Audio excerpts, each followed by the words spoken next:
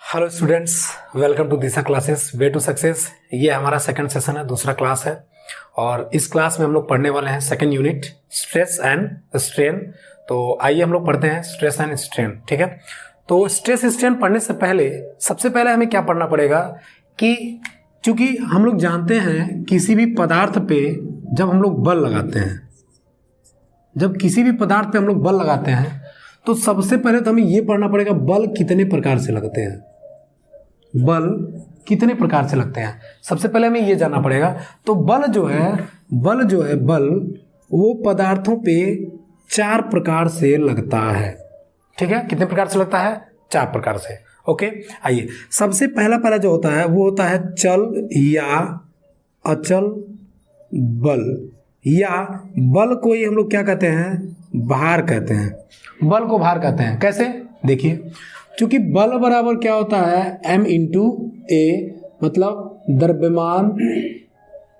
द्रव्यमान गुणे त्वरण। बल बराबर क्या होता है?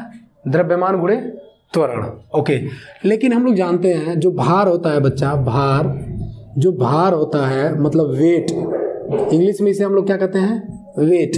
जो वेट होता है वो क्या होता है? m इंटू जी। ठीक है, ये क्या होता है? ये भी एक प्रकार का, m क्या है? द्रव्यमान है, और g क्या है? ये क्या है? त्वरण है। लेकिन कौन सा त्वरण है? ये है गुरुत्वीय त्वरण। क्या है? गुरुत्वीय त्वरण। तो देखिए F बराबर m में मतलब kg मीटर पर सेकेंड स्क्वायर, इसका भी हो जाएगा kg मीटर पर सेकेंड स्क्वायर। मतलब ये भी न्यूटन में और ये भी न्यूटन में, दोनों की यूनिट क्या है? सेम है। तो भार, जो बल हुआ और जो वेट हुआ, चाहे बल कहिए चाहे भार कहिए, दोनों बात क्या है? एक ही है। चलिए, तो ये हम लोग जान गए कि बल कहें या भार कहें, दोनों क्या है? बात बराबर है। ठीक है, ओके। तो जब बल कहें या हम भार कहें, जब दोनों बात बराबर है, तो आइए देखते हैं बल या भार कितने प्रकार से एक पदार्थ पर लगता है। ठीक है, तो सबसे पहला होता है चल या अचल बल या भार। ओके, दूसरा होता है अक्षीय भार। ठीक है, तीसरा होता है तनन तथा संपीडन भार। ठीक है, चौथा होता है कर्तन भार।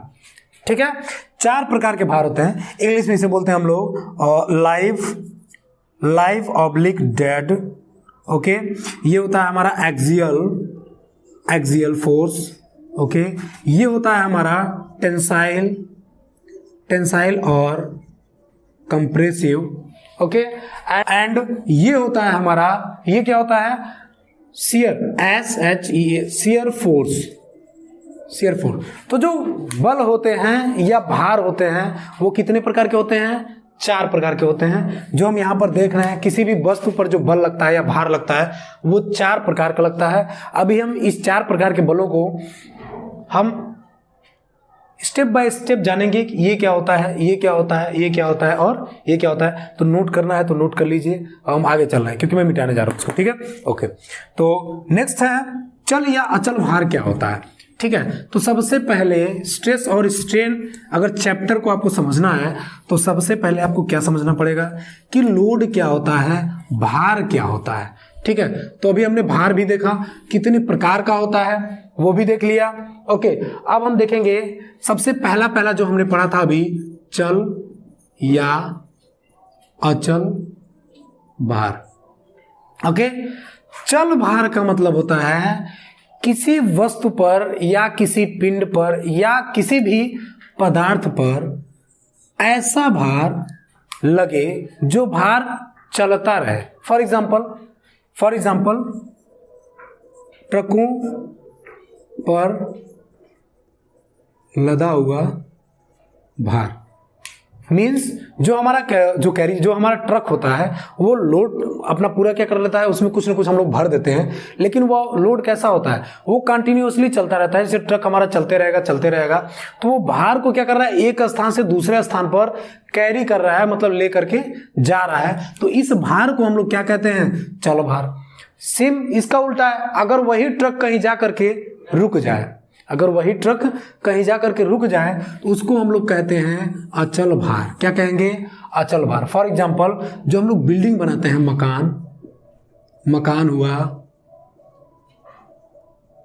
बिल्डिंग जो मकान हुआ, ठीक है, उसका लोड, मकान का भार, ठीक है, मकान का भार हुआ। या फिर कोई पिलर है, मकान है, या फिर हम लोग ट्रक में कोई भी वस्तु भरा हुआ है और वो ट्रक क्या है, रुका हुआ है, तो इस तरह के भार को हम लोग कहते हैं अचल भार। क्या कहेंगे, अचल भार, या इंग्लिश में इसे डेड लोड, ठीक है, इसे हम लोग क्या कहेंगे, डेड लोड। और जो भार कंटिन्यूअसली चलता रहता है, ठीक है, उस भार को हम लोग क्या कहते हैं, चल भार। क्योंकि नाम से ही दिख रहा है आपको, चल या अचल भार। चल भार मतलब ऐसा भार जो चल सके, अचल मतलब ऐसा भार जो रुका हुआ रहे, एक स्थान पर है, ठीक है। तो इसको हमने समझ लिया, चल तथा अचल भार, ठीक है। ओके, अगला हम लोग समझते हैं क्या, अगला है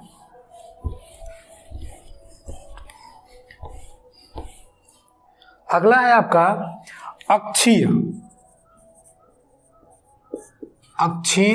भार, ठीक है। अक्षीय भार क्या होता है, देखिए अक्षीय भार जैसे कि मान लीजिए ये हमारा कोई पदार्थ है, कोई मेटल है, कोई क्या है, मटेरियल, ठीक है, कोई क्या है, ये हमारा कोई पदार्थ है, कोई मटेरियल है। इस पदार्थ का कोई ना कोई न्यूट्रल एक्सिस होगा, ठीक है, लंबाई के अनुदिश मतलब लंबाई के बिल्कुल पैरेलल, लंबाई के समांतर एक एक्सिस होती है, जिसे हम लोग क्या कहते हैं, न्यूट्रल एक्सिस। क्या कहते हैं, न्यूट्रल एक्सिस, उदासीन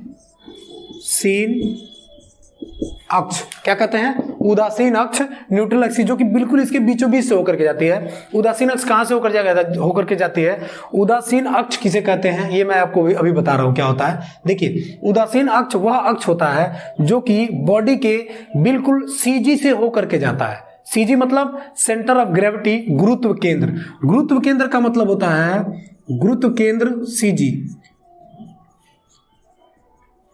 गुरुत्व केंद्र जो सीजी होता है ना, वो पूरे बॉडी का मास जहां पर लाई करता है, पूरे बॉडी का जो द्रव्यमान है, पूरे इस मेटल जो बॉडी है, जो हमारी वस्तु है, इसका द्रव्यमान जहां पर केंद्रित होता है उसको हम लोग कहते हैं गुरुत्व केंद्र, ठीक है। तो उस सीजी से होकर के जो रेखा जाती है लंबाई के अनुदिश, लंबाई के बिल्कुल पैरेलल समांतर, उसे हम लोग कहते हैं न्यूट्रल एक्सिस। तो न्यूट्रल एक्सिस पे अगर हम फोर्स लगाते हैं, न्यूट्रल एक्सिस पे क्या लगाते हैं, उस बॉडी पे बिल्कुल न्यूट्रल एक्सिस के पैरेलल, उस बॉडी पे इसी अक्ष पे जब हम बल लगाते हैं, क्या लगाते हैं, बल। जब हम बल लगाते हैं तो इस बल को हम लोग कहते हैं बच्चा, कैसा बल, अक्षीय बल। इस बल को क्या कहते हैं, अक्षीय बल।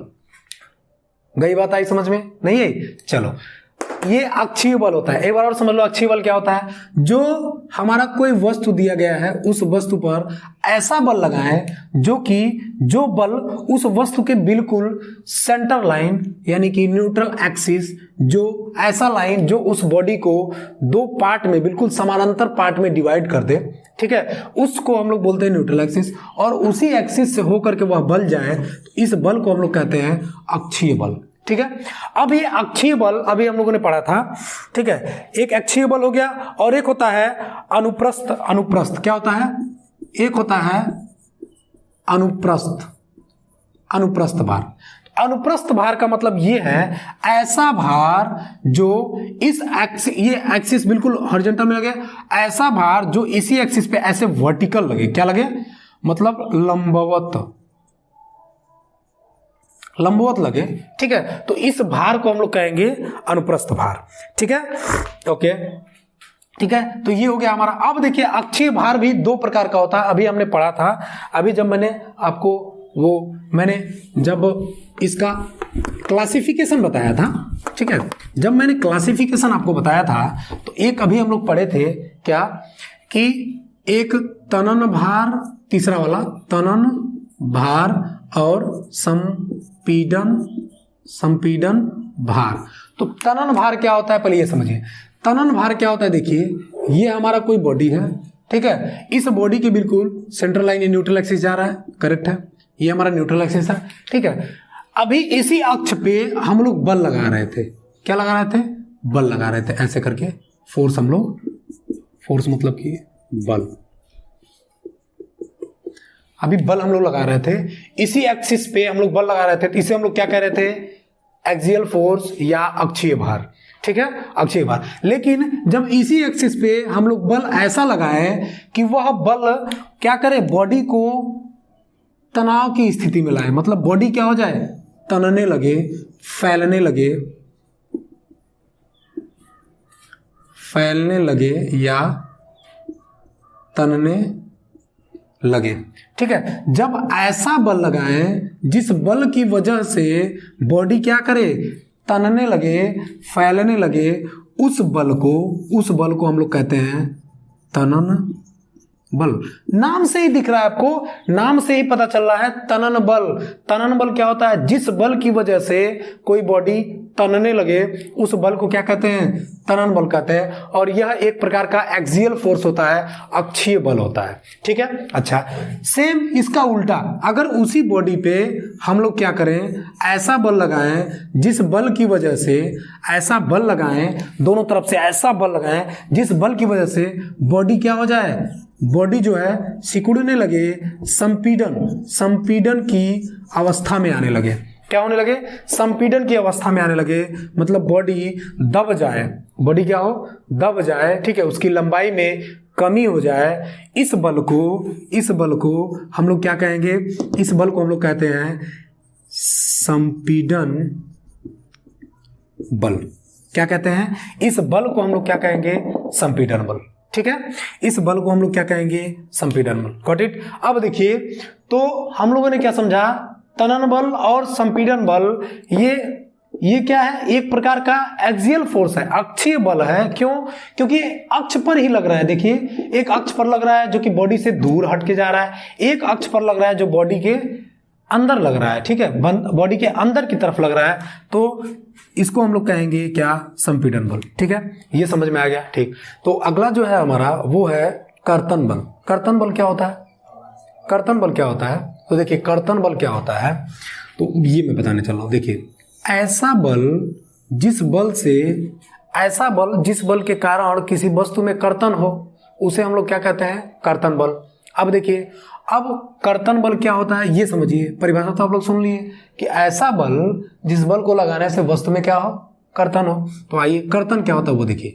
देखिए, आप लोग रिविट देखे होंगे, रिविट, एक मिनट,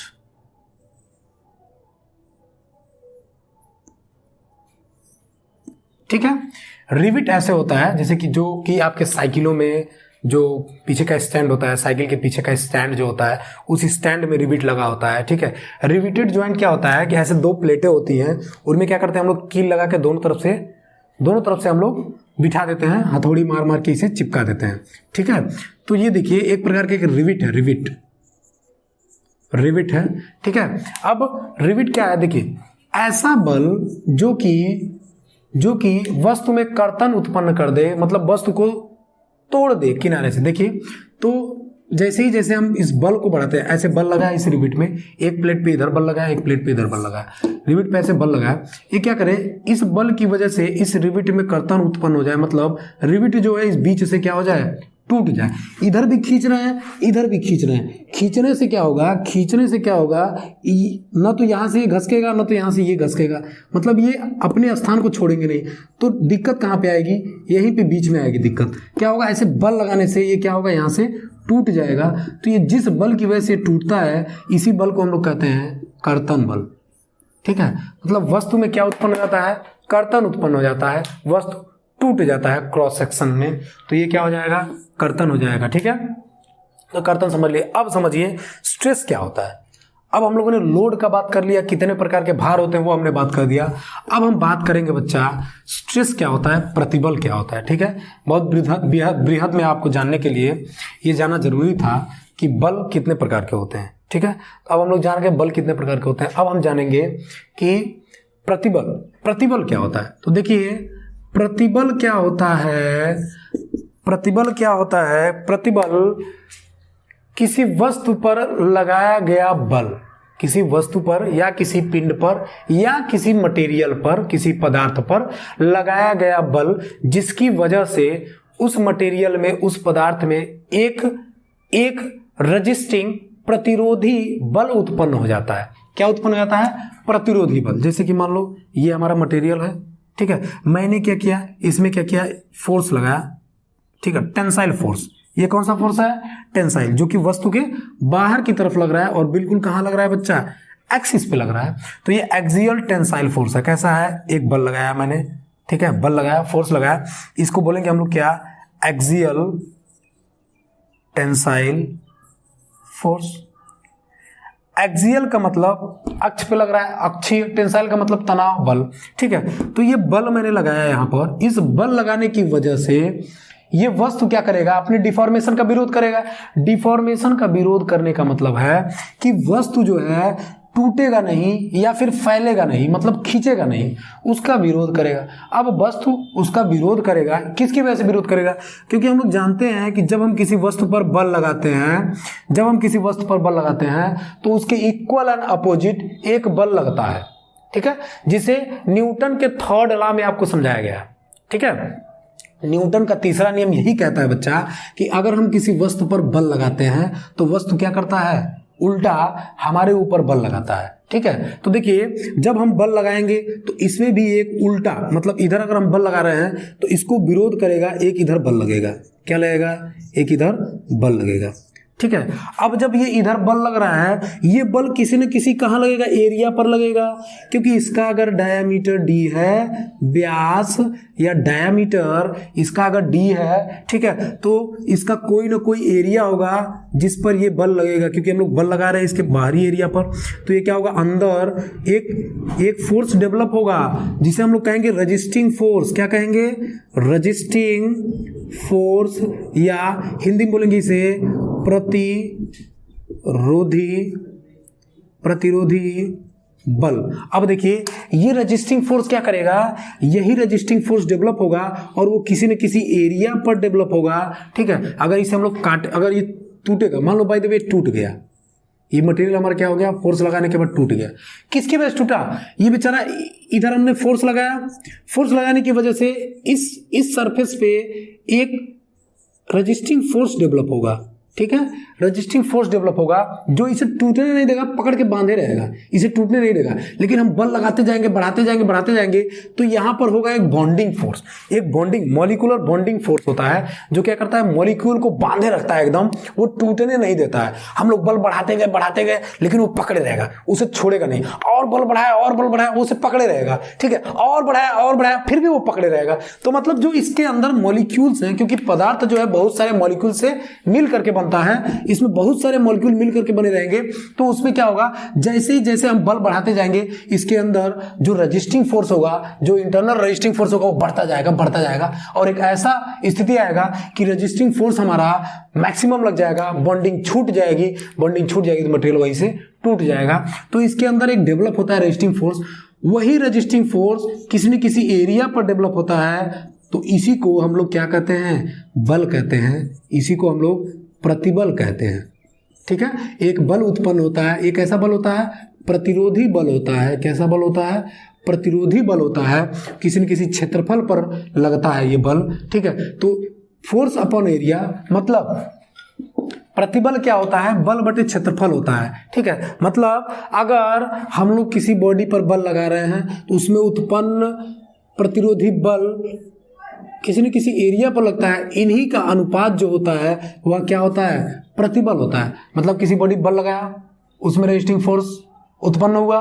ठीक है, अब उत्पन्न हुआ, उसकी वजह से वहां पर क्या आ जाएगा? प्रतिबल आ जाएगा, स्ट्रेस आ जाएगा। इसको इंग्लिश में हम लोग बोलते हैं स्ट्रेस।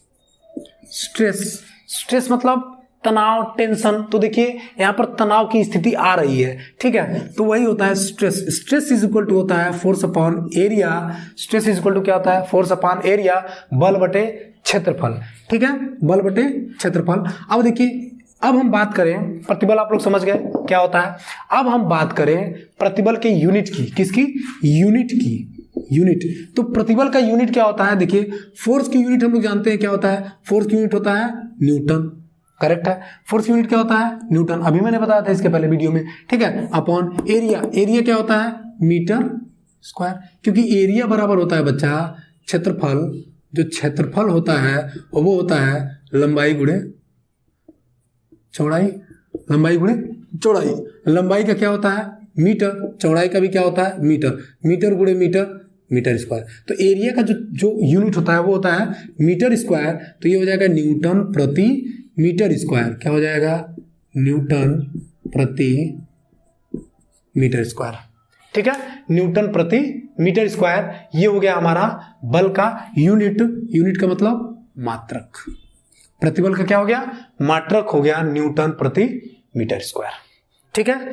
तो नोट करना है तो नोट कर लीजिए, मैं इसको वॉश करने जा रहा हूं। देखिए, यूनिट की हम बात कर रहे थे, यूनिट मात्रक की हम बात कर रहे थे, ठीक है। तो मात्रक किसका? प्रतिबल का। प्रतिबल का अगर हम मात्रक की बात कर रहे हैं तो प्रतिबल बराबर हम जानते हैं बल बटे क्षेत्रफल होता है। बल का होता है न्यूटन और एरिया का होता है मीटर स्क्वायर। तो न्यूटन पर मीटर स्क्वायर हो गया, या हम लोग बोल सकते हैं न्यूटन पर मीटर को एमएम में लिख लीजिए तो एमएम स्क्वायर हो जाएगा, ठीक है, या इसको हम लोग बोलते हैं केजीएफ अपॉन एमएम स्क्वायर, ठीक है। न्यूटन को हम लोग केजीएफ में भी लिखते हैं, ठीक है, केजी फोर्स, ठीक है। अब आगे चलिए, और न्यूटन प्रति मीटर स्क्वायर, इसको हम लोग बोलते हैं पास्कल। क्या बोलते हैं? पास्कल। इसे हम लोग दर्शाते हैं पी ए से, पास्कल, ठीक है। यानी कि 1 pascal is equal to 1 newton प्रति मीटर स्क्वायर, ठीक है। 1 pascal is equal to 1 newton प्रति मीटर स्क्वायर, ओके। अब देखिए इसके बहुत सारे यूनिट होते हैं, जैसे एमपीए होता है मेगा पास्कल, जीपीए होता है गीगा पास्कल। देखिए एमपीए क्या होता है?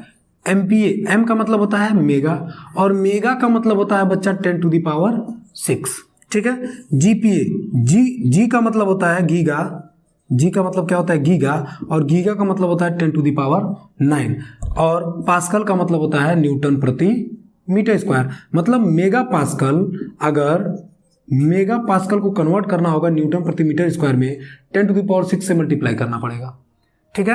अगर गीगा पास्कल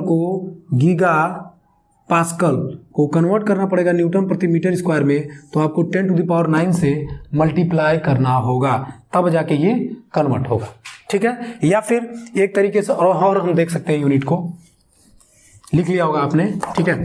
अब हम देखते हैं, जैसे कि मान लीजिए हमारा मेगा पास्कल है। क्या है? Mega pascal. तो मेगा पास्कल को मैं लिख सकता हूं, मेगा का मतलब क्या होता है? 10 टू द पावर 6, और पास्कल का मतलब होता है न्यूटन प्रति मीटर स्क्वायर। मतलब 1 एमपीए बराबर 10 टू द पावर 6 न्यूटन प्रति मीटर स्क्वायर। आराम से लिख सकते हैं, कोई दिक्कत नहीं। अब अगर 1 एमपीए को मुझे कन्वर्ट करना है अगर न्यूटन प्रति एमएम स्क्वायर में, 1 एमपीए को मुझे कन्वर्ट करना है किसमें? न्यूटन प्रति एमएम स्क्वायर में। तो कैसे कन्वर्ट करेंगे? देखिए, चूंकि हम जानते हैं 1 एमपीए बराबर 10 टू द पावर 6 न्यूटन प्रति मीटर स्क्वायर। यूनिट कन्वर्जन मैं आपको बता रहा हूं कैसे कन्वर्ट करना है, क्योंकि यूनिट कन्वर्जन बहुत ही इंपॉर्टेंट रोल प्ले करता है जब हम लोग न्यूमेरिकल लगाते हैं, ठीक है। तो जब हम न्यूमेरिकल लगाएंगे तो ये यूनिट जो है आपका बहुत ही इंपॉर्टेंट रोल प्ले करेगा। तो कैसे कन्वर्ट करते हैं ध्यान से देख लीजिए, ठीक है।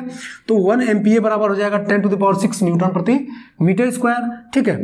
और हम जानते हैं कि 1 मीटर बराबर होता है 1000 mm, करेक्ट है।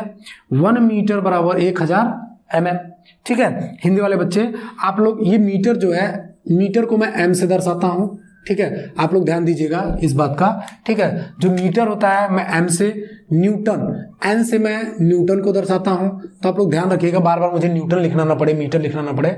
इतना तो इंग्लिश आप लोगों को सीखना पड़ेगा, क्योंकि जो न्यूमेरिकल आएगा ना बच्चा, वो आपको यूनिट ऐसे ही लिख कर आएगा, ठीक है। जो क्वेश्चंस में आपके न्यूमेरिकल आएंगे ना, न्यूटन प्रति मीटर स्क्वायर हिंदी में लिख के नहीं आएगा, ठीक है। तो बोर्ड थोड़ा सा अपडेटेड हो गया है, तो आप लोग भी थोड़ा सा अपडेटेड हो जाइए, इंग्लिश थोड़ा थोड़ा साथ लेकर के चलिए, ठीक है। मैं आपको इंग्लिश भी सिखा दूंगा पूरा का पूरा, ठीक है। तो इंग्लिश भी और हिंदी भी दोनों साथ साथ हम लोग लेकर के चलेंगे, ठीक है। तो न्यूटन को मैं एन से दिखाऊंगा, मीटर को एम से, एम मतलब ये होता है मीटर, क्या होता है, मिलीमीटर, ठीक है। तो एमएम के मैं दिखाऊंगा मिलीमीटर से, ठीक है। तो आप लोग ध्यान रखिएगा, सेंटीमीटर एक होगा, सेंटीमीटर आएगा बीच में, सेंटीमीटर, इसको मैं शो करूंगा सीएम से सेंटीमीटर, ठीक है। तो आप लोग ध्यान दीजिएगा इन सब बातों को, मुझे बार बार लिखना ना पड़े, ठीक है। तो इसीलिए मैंने ऊपर यहाँ पर लिख दिया है पहले ही, ठीक है। अब देखिए, आइए हम लोग चलते हैं। तो 1 मीटर बराबर मैं जानता हूं क्या होता है, 1000 mm, ठीक है।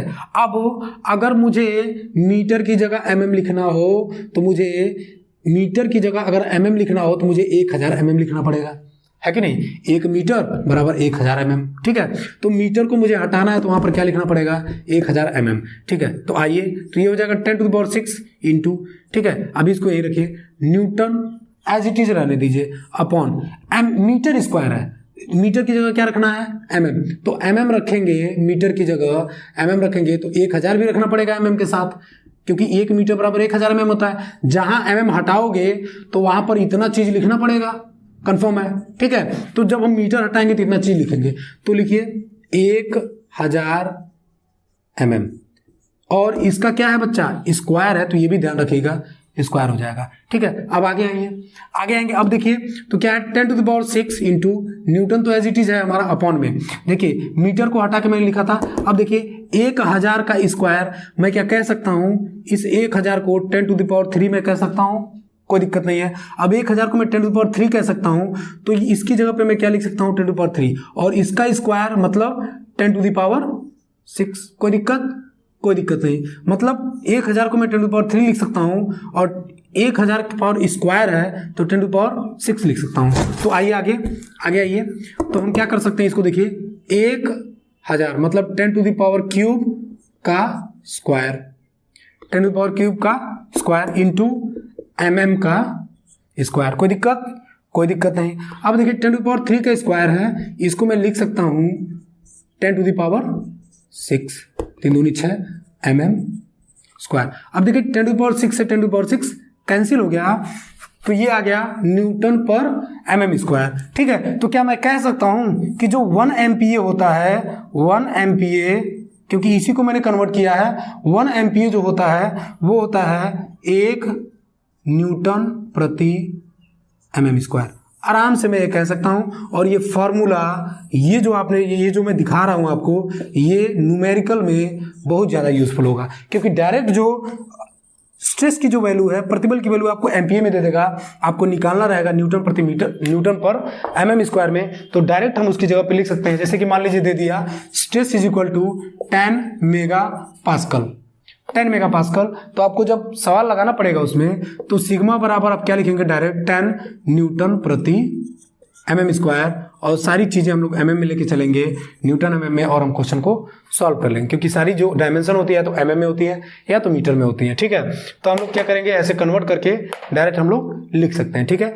तो ये कन्वर्जन आपको आ गया होगा, आराम से आप लोग कर सकते हैं, ठीक है। तो ये मैं सोच के चल रहा हूँ कि आप लोग कन्वर्जन कर सकते हैं यूनिट का, मतलब यूनिट को आप लोग हेर फेर कर सकते हैं, जो कि न्यूमेरिकल में बहुत ज़्यादा यूजफुल होगा हमारे, ठीक है। चलिए आगे चलते हैं, यूनिट हो गया। अब हम समझते हैं स्ट्रेस कितने प्रकार का होता है, how many types of stress, stress कितने प्रकार का होता है, प्रतिबल कितने प्रकार का होता है, ठीक है। ओके, तो आगे चलते हैं। प्रतिबल हम लोग यूनिट पढ़ रहे थे, मात्रक, ठीक है। तो मात्रक हमने खत्म कर दिया। अब देखिए प्रतिबल को हम लोग दर्शाएंगे इस पूरे, जब हम पढ़ेंगे प्रतिबल, तो सबसे पहले मुझे ये जानना पड़ेगा कि प्रतिबल को हम लोग दर्शाएंगे कैसे। डायरेक्ट प्रतिबल थोड़ी लिखेंगे न्यूमेरिकल में, तो इसे दर्शाएंगे। दर्शाने के लिए प्रतिबल को हम लोग किससे दर्शाते हैं, ठीक है, किससे दर्शाते हैं, तो हम लोग इसे दिखाएंगे सिग्मा से। इसे हम लोग बोलते हैं सिग्मा, क्या बोलते हैं, सिग्मा, ठीक है। इसे हम लोग सिग्मा बोलते हैं, और सिग्मा से हम लोग शो करेंगे किसको, प्रतिबल को। ओके, अब हम आगे चलेंगे। प्रतिबल कितने प्रकार का होता है ये मैं आपको बताऊंगा, प्रतिबल कितने प्रकार का होता है, ठीक है। तो प्रतिबल मुख्यतः तीन ही प्रकार के होते हैं, ठीक है। प्रतिबल तीन ही प्रकार के होते हैं, ठीक है। और वो भी बलों के आधार पर प्रतिबल हमारा तीन प्रकार का होता है, ठीक है। एक होता है तनाव तथा संपीड़न प्रतिबल, ठीक है। दूसरा होता है कर्तन प्रतिबल। तीसरा होता है सीधे सीधे प्रतिबल, ठीक है। तनाव तथा संपीड़न प्रतिबल मतलब, तनाव तथा संपीड़न प्रतिबल मतलब टेंसाइल, टेंसाइल इंग्लिश में, टेंसाइल इंग्लिश वाले बच्चों के लिए टेंसाइल ऑब्लिक कंप्रेसिव स्ट्रेस, ठीक है। कर्तन प्रतिबल इसको बोलते हैं हम लोग शियर, शियर स्ट्रेस, और सीधे या डायरेक्ट इसको हम लोग बोलते हैं डायरेक्ट स्ट्रेस, ठीक है। तो ये तीन प्रकार के प्रतिबल होते हैं, नोट कर लीजिए, तीन प्रकार के प्रतिबल होते हैं, ठीक है। तो हम लोग पढ़ेंगे, स्टार्ट करेंगे। सबसे पहले ये जानना कि तनाव प्रतिबल या संपीड़न प्रतिबल किसे कहते हैं, ठीक है। तो आगे चलते हैं। तो तनाव प्रतिबल या संपीड़न प्रतिबल किसे कहते हैं वो मैं आपको बता रहा हूं।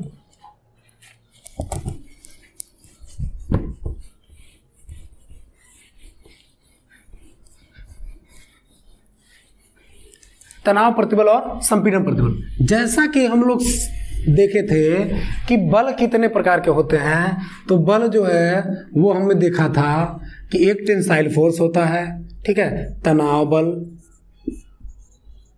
तनाव बल, ठीक है। देखो तनाव बल क्या होता है, मैंने बताया था जिसकी वजह से वस्तु में तनाव उत्पन्न होता है। अरे भैया, तो तनाव प्रतिबल क्या होता है, जब तनाव बल की वजह से उत्पन्न हुआ प्रतिबल ही तो तनाव प्रतिबल कहलाएगा। अगर ये बल हमारा लग रहा है किसी बॉडी में, किसी बॉडी में या किसी मटेरियल में ये बल लग रहा है तनाव बल, तो तनाव बल जो लग रहा है इसी बल के कारण इसमें उत्पन्न हुए प्रतिबल को क्या कहते हैं, टेंसाइल स्ट्रेस। सिमिलरली अगर हम कंप्रेसिव स्ट्रेस की बात करें तो कंप्रेसिव स्ट्रेस क्या होता है, ऐसा प्रतिबल जो कंप्रेसिव बल की वजह से उत्पन्न हो, कंप्रेसिव बल की वजह से उत्पन्न हो इस बॉडी में, ऐसा प्रतिबल क्या कहलाता है, कंप्रेसिव प्रतिबल कहलाता है, कंप्रेसिव स्ट्रेस कहलाता है, जिसे हम लोग सिग्मा सी से दर्शाते हैं, और टेंसाइल स्ट्रेस को हम लोग सिग्मा टी से दर्शाते हैं, ठीक है। तो टेंसाइल बल की वजह से जो उत्पन्न हुआ प्रतिबल टेंसाइल प्रतिबल, कंप्रेसिव बल की वजह से उत्पन्न हुआ प्रतिबल कंप्रेसिव प्रतिबल, या इसे हम लोग बोलेंगे संपीड़न प्रतिबल, ठीक है, कंप्रेसिव स्ट्रेस, ठीक। ये दो हमारा कंप्लीट हो गया। अब चलिए अगला है शियर स्ट्रेस, ठीक है। तो शियर स्ट्रेस क्या होता है, अब ये जानिए शियर स्ट्रेस क्या होता है।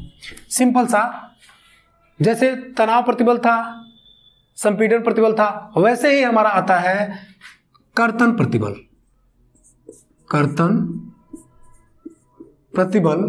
थोड़ी सी इंग्लिश में, हिंदी मेरी थोड़ी सी खराब है, ठीक है, तो समझने की कोशिश कीजिएगा।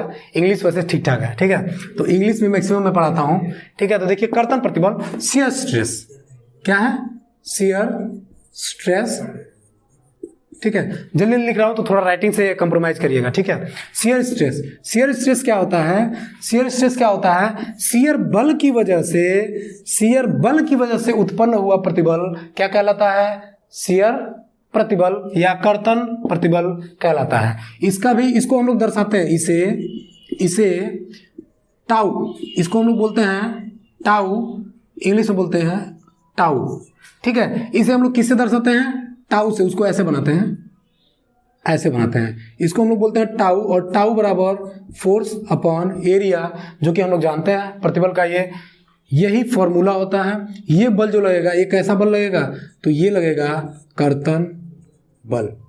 कर्तन बल की वजह से जो प्रतिबल उत्पन्न होता है उस प्रतिबल को हम लोग क्या कहते हैं, कर्तन प्रतिबल कहते हैं, ठीक है। तो ये खत्म हो गया। अब चलिए अगला, तीसरा टाइप है हमारा, इसकी भी यूनिट क्या हो जाएगी, प्रतिबल की यूनिट ही होती है न्यूटन प्रति मीटर स्क्वायर, या न्यूटन प्रति mm स्क्वायर, या न्यूटन प्रति सेंटीमीटर स्क्वायर, या न्यूटन प्रति फुट का स्क्वायर, आप कुछ भी कह लीजिए, आप केवल metre, mm, centimetre, foot, inch, ठीक है। तो आप नीचे कुछ भी लेके जाइए, ऊपर न्यूटन का जो होता है, न्यूटन का जैसे कि आप लिख सकते हैं केजी मीटर प्रति सेकेंड स्क्वायर, ये न्यूटन की यूनिट होती है। तो आप लोग इसमें ऐड करते जाइए और इसके यूनिट को आप लोग बनाते जाइए चाहे जितना, लेकिन नॉर्मली हम लोग लेके चलेंगे, आपकी किताब में भी लेके चलेंगे हम लोग न्यूटन प्रति मीटर स्क्वायर या न्यूटन प्रति एमएम स्क्वायर, इसकी यूज हमारा ज्यादा पड़ेगा, ठीक है। आगे चलिए, अगला है